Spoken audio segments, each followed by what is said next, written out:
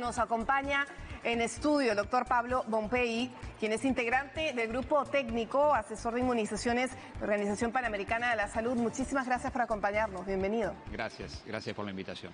Hay muchos temas puntuales a abordar en esta entrevista y en principio, hay una nueva actualización por parte de la Organización Mundial de la Salud en torno a la vacunación contra la COVID-19. De hecho, hay categorías de 3 grupos de riesgo y tenemos además esta nueva vacuna bivalente que de hecho ya se está aplicando en nuestro país, una vacuna actualizada. Quisiéramos tener mayores alcances de cómo se viene desarrollando este proceso de vacunación y qué implica tener una vacuna de este tipo ya desde hace algunos meses en el país y a nivel global. Bueno, nosotros sabemos que la vacuna ha sido y es una herramienta muy importante para controlar la pandemia. De hecho, las primeras vacunas que tuvimos disponibles contenían la cepa o la variante original, que era la variante de Wuhan. Pero lo que hemos visto a lo largo de la pandemia, en estos casi más de 3 años, es que esas variantes han ido cambiando. Recordarán Alfa, Delta, Gamma, y la más reciente es la Omicron.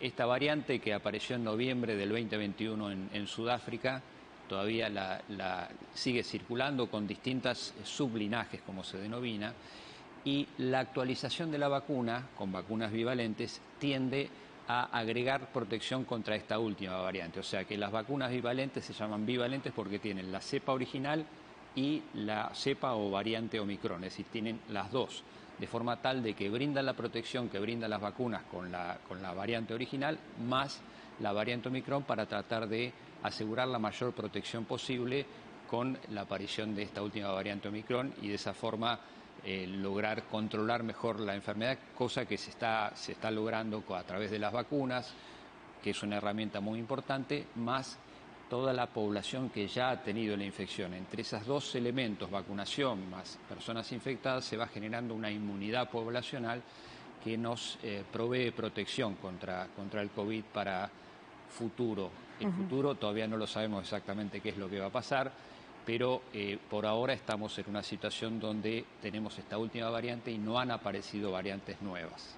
De hecho, hay esta sensación de falsa protección, ¿no? En la ciudadanía, no solo en Perú, imaginamos a nivel global, cuando recibimos una vacuna, sin embargo, tenemos COVID y pensamos que nuestra inmunidad ya está a tope por haber contraído la enfermedad.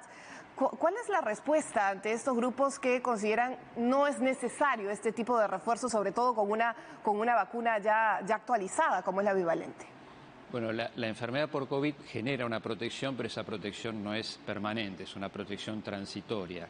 Lo que busca la vacunación también es agregar protección contra esa protección transitoria que otorga la enfermedad. Entonces, no nos confiemos en que haber tenido la infección nos va a proteger de por vida, sino que tenemos que asegurarnos la protección a través de las vacunas, complementando en aquellas personas que ya hayan tenido la infección. Y además sepamos que hay gente que seguramente tuvo más de una vez COVID. ¿Y esto por qué ocurre? Justamente porque uno tiene COVID una vez, esa protección lo protege transitoriamente, pero lo puede volver a tener porque además dentro de la variante Omicron hay sublinajes que la protección que provee una infección pasada es parcial y no es completa. Entonces, tengamos presente que la vacunación es importante aún habiendo tenido la infección. Claro, porque finalmente lo que busca la vacuna es evitar cuadros severos, ¿no? Cuadros complejos, no que no te contagies finalmente. Exactamente, ese concepto es muy importante, Jennifer. La vacunación lo que busca es evitar las complicaciones que lleven a la gente a una hospitalización o que tenga una consecuencia más grave, como es la muerte, sobre todo en los grupos vulnerables o en los grupos de mayor riesgo, el personal de salud, las mujeres embarazadas, es decir, todos los grupos que tienen mayor riesgo de estas complicaciones es donde tenemos que enfatizar la vacunación sobre todo. Con respecto al tiempo de refuerzo, los meses entre vacuna y vacuna, de hecho, la Organización Mundial de la Salud ha actualizado esta guía de vacunación, ¿no? Con grupos de riesgo. ¿Qué se tiene en cuenta sobre este tema, sobre los refuerzos? Porque, claro, finalmente como sociedad nos genera esta preocupación si siempre vamos a tener que vacunarnos cada 3, cada 6 meses, de acuerdo al grupo vulnerable en que quizás podamos encontrarnos. La Organización Mundial de la Salud lo que recomienda, es lo que yo mencionaba recién, es enfatizar o dirigir los esfuerzos de vacunación contra COVID a las personas con mayor riesgo de complicaciones. Ahora, dependerá de cada país si tiene posibilidad de vacunar al resto de la población y disponibilidad de dosis, también eso lo puede hacer. Y también hay que tener algo en vista, que es no descuidar las vacunas del calendario regular, es decir, todas las otras vacunas también hay que mantenerlas y mejorar las coberturas de esas otras vacunas, que justamente en la pandemia uno de los problemas que hemos tenido en todo el mundo, en nuestra región en particular, es una caída del resto de las vacunas del calendario. Entonces, vacunar contra COVID y no descuidar las vacunas del calendario, eso es lo importante y lo que menciona la Organización Mundial de la Salud. Sobre todo ante un contexto donde han aparecido enfermedades que no se veían hace muchos años, polio, por ejemplo. Bueno, polio es una amenaza permanente. Justamente con estas caídas de las coberturas, es decir, de la tasa de vacunación, nos pone en riesgo a todos de introducción o de reintroducción del virus de la polio, no solo del virus de polio salvaje, sino que aquel es derivado de la vacuna que puede producir un cuadro de polio. Entonces, tenemos que mejorar las coberturas de vacuna antipoliomielítica en toda nuestra población, particularmente, obviamente, en los niños, ¿no? ¿Y cuál cree usted que es la estrategia que no está funcionando? Porque si vemos data en nuestro país, en Perú, por ejemplo, el porcentaje de vacunas para otras enfermedades, tal cual indica, es bajísimo, ¿no? En los últimos 3 años, ¿cuál es la estrategia que se tendría que emprender finalmente para no desatender estas otras enfermedades que podrían aparecer también? Bueno, eso no solo ocurre en Perú, ocurre en otros países de la región. Como dije recién, en la pandemia hubo una disminución muy importante. Ya venía esa disminución desde hace más o menos 10 años de las coberturas.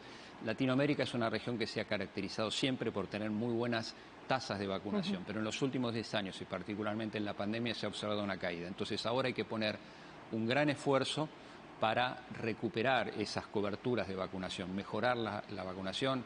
Ahora que ya el aislamiento y todas las medidas que se tomaron por la pandemia se han desescalado, tenemos que facilitar la llegada de las personas a la vacunación, comunicar, informar, mostrar cuáles son los riesgos de no estar vacunados también, y de todas esas formas hacer que la gente recupere, y sobre todo en los niños, se recuperen los niveles de vacunación, porque no es solo polio, también tenemos la amenaza de sarampión, por ejemplo. Es decir, hay varias enfermedades que si no logramos tener buenas tasas de vacunación, vamos a tener nuevos casos, lo cual hay enfermedades que se diseminan muy rápidamente, polio, sarampión, como dije recién, y eso tenemos que seguir trabajando, las autoridades de salud, las organizaciones no gubernamentales, las áreas de educación, todos en conjunto para mejorar esas tasas de vacunación. Usted ha mencionado este grupo específico de los niños, ¿no? Y de hecho ya hay disponibles estas vacunas pediátricas. Con respecto a los refuerzos o con respecto a la bivalente, por ejemplo,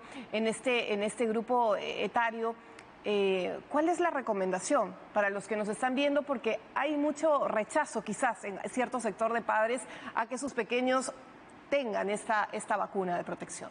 Bueno, la protección, digamos, cada país define cuál es su esquema de vacunación, cuáles son sus esquemas de refuerzos. Aquí en Perú tengo entendido que a partir de los 6 años están ofreciendo refuerzo para los niños.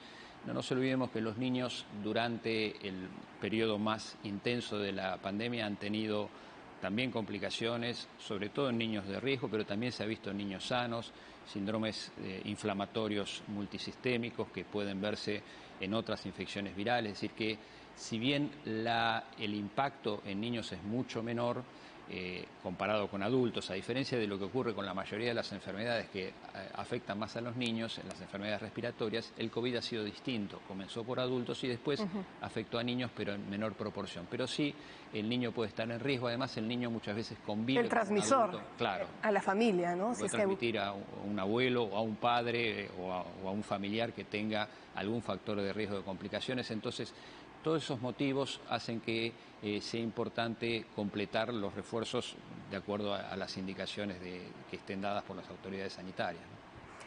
A inicios de año, desde la Organización Mundial de la Salud, se hablaba de ingresar, esta aspiración de ingresar ya a una fase endémica. ¿Cómo vamos en ese proceso, en este objetivo en común que tenemos tras una pandemia que ha dejado tanto dolor, tanta muerte en el mundo? Sí, yo creo que uno ansía llegar a esa etapa. Una endemia no significa que una enfermedad sea menos grave. Es decir, nosotros podemos tener ejemplos de como influenza. Influenza causa casos todos los años, casos graves e inclusive muertes. Pero la endemia nos da más previsibilidad, nos permite organizar mejor las campañas de vacunación cuando hagan falta, tomar las medidas que sean necesarias. Y yo creo que la endemia se va a ir llegando, hay que cumplir una serie de factores, es muy difícil definirlo ya, pero creo que en la medida que tengamos una misma variante, que no aparezcan nuevas variantes, que las tasas de hospitalización y los fallecimientos observemos un descenso y que no haya otros cambios importantes, seguramente en algún momento podamos decir que esta pasa a ser una endemia. Para eso, bueno, tenemos que tener evidencias y esas evidencias nos las dan los datos epidemiológicos. Por eso es muy bueno la vigilancia y saber que hoy en el mundo tenemos áreas del globo, de la Tierra, donde hay países que tienen aumento de casos de COVID en este momento, por ejemplo. Entonces, hay que ser muy cuidadoso para determinar en qué momento pasar una endemia. Yo sé que es complicado tener una fecha exacta, pero estaríamos cerca de este objetivo. Quizás usted nos podría explicar en cuanto a vacunación, ¿qué tanto se está avanzando en la vacunación a nivel global? Yo creo que la vacunación a nivel global es muy desigual. Lamentablemente tenemos áreas del mundo donde tenemos gente que no ha recibido ni una sola vacuna contra COVID y el riesgo de eso es que en esas zonas se pueden generar nuevas variantes cuando aparecen casos de COVID entre gente que nunca ha sido vacunada. Entonces, el panorama global, como dije, es heterogéneo, es desigual. Hay lugares del mundo donde no tenemos gente sin ninguna dosis y otros donde tenemos muy buena cobertura, con refuerzos inclusive.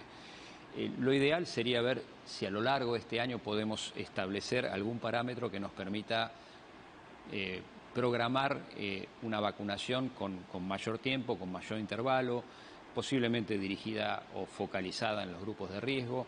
Yo creo que eso a lo largo de los meses que nos quedan de este año lo vamos a poder establecer. Claro que sí, no podemos hablar del fin de la pandemia por ahora, pero lo que sí podemos garantizar que la defensa que tenemos a la mano sin duda es la vacuna. Muchísimas gracias por acompañarnos aquí en nuestra edición matinal. Pablo Bombeji, integrante del Grupo Técnico Asesor de Inmunizaciones de la Organización Panamericana de la Salud. Gracias por estos alcances que ha compartido con nosotros.